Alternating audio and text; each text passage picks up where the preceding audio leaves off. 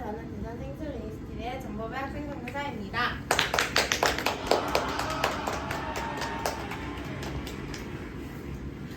저는 오늘 성경 가득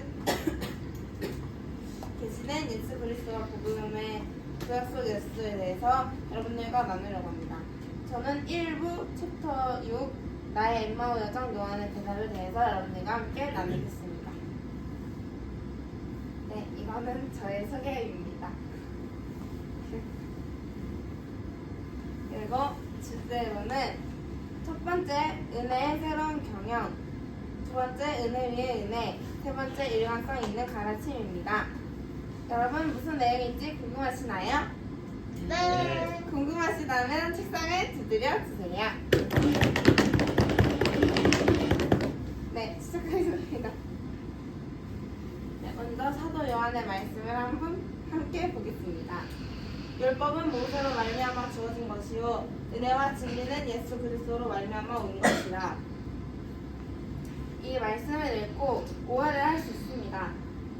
예시를 들면은 역시 모세는 율법이고 예수님은 은혜였어 라고 생각할 수 있는데 그것이 아니고 구약과 신약의 관계를 이해시켜주는 말씀이라고 볼 수 있습니다. 이 말씀을 이해하기 위해 예시를 한 가지 볼 텐데요. 사무용품을 만드는 회사가 있습니다. 근데 그 회사가 컴퓨터와 이메일 등으로 사무용품을 사용하는 고객이 매우 감소해서 회사에 어려움을 받게 됩니다.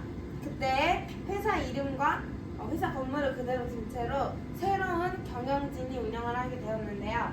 그 새로운 경영진이 창고에 있는 옛 제품을 없애고 컴퓨터와 프린터 업무용 소프트웨어 등으로 사무실을 가득 채웠습니다. 네, 회사는 그대로 두고 간판과 회사 봉투에 새로운 경영진이라는 글귀를 새겼습니다.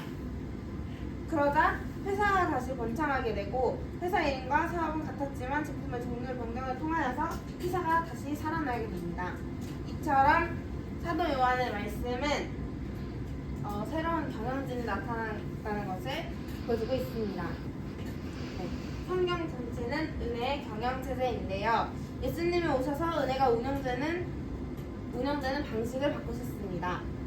구약 성경의 은혜의 운영 방식은 상황과 사람들에게 맞게 예언과 상징, 예표를 통해 운영되었습니다.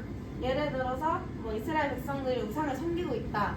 그때 이제 선지자를 보내서 회개하지 않으면 바벨론 포로로 보낼 것이다. 이런 식으로 그때그때 그 사람과 그 상황에 맞는 예언과 상징을 보여주는데요. 그러나 그와 동일한 은혜가 오직 예수님을 통해 직접적으로 운영되었습니다.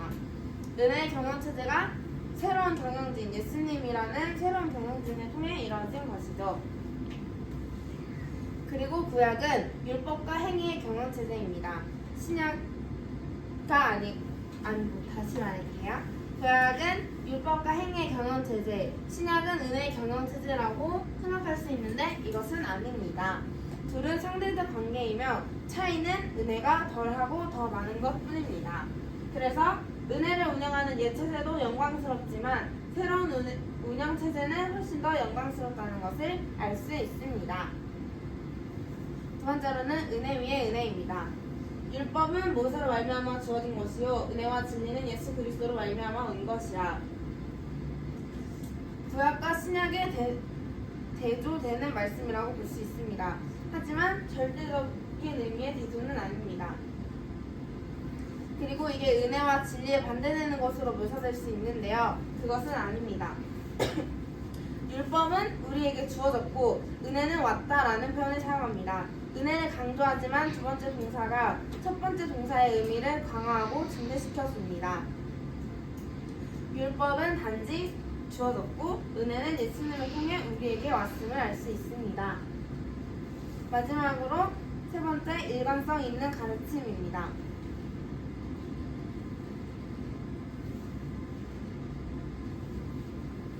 사도 요한은 자신의 복음서에서 구약 성경을 표현한 적이 단 한 번도 없습니다.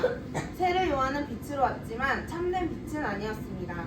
예수님은 요한보다 앞선 분이셨지만 요한의 사역도 예수님의 뜻대로 이루어졌습니다. 그리고 은혜 위에 은혜로라 라는 말씀이 요한복음에 나오는데요. 이 말씀은 하나님이 구약을 통해 계시하신 은혜를 신약에 나타난 그리스도의 성육신이라는 은혜로 보완하셨음을 나타냅니다. 네. 그리고 예수님과 사도들은 구약 성경이 그리스도와 그분 그리고 은혜로운 구원을 증언한다고 일관성 있게 가르쳤습니다.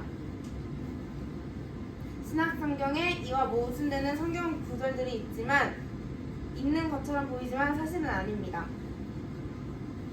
모순되어 보이는 성경 구절들은 죄인들이 왜곡시킨 구약 성경을 비판하는 것입니다. 예를 들어 종교 지도자들을 통해서 율법이 변질되거나 그런 것들을 의미합니다.